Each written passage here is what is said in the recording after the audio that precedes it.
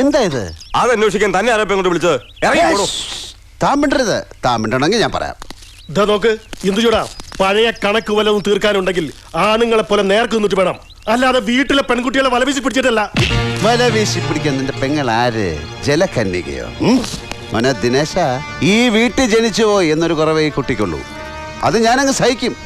എന്നിട്ട് ചിലപ്പോ ഞാൻ ഇവിടെ ആയിരിക്കും കെട്ടാൻ പോകുന്നത്.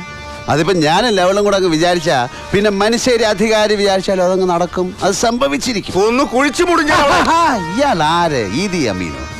വെറുതെ വയസ്സുകാലത്ത് എന്റെ കൈക്ക് ജോലി ഉണ്ടാക്കി വെക്കരുതേ ഭാവി അമ്മായിയപ്പ. ഇനി ഇവിടെ ആരെങ്കിലും തൊട്ടെന്നറിഞ്ഞാൽ ഇതാണ് എനിക്ക് ഇഷ്ടമില്ലാത്ത ദിനേശ. അപ്പൊ അങ്ങനെയാണ് പട്ടാമ്പി റെയിൽവേ സ്റ്റേഷൻ ഉണ്ടായത്.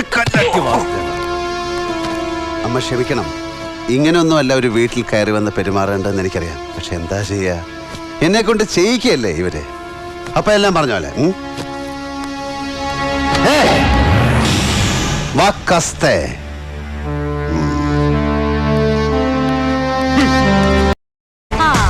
ഇത് തന്നെയാ ആള്.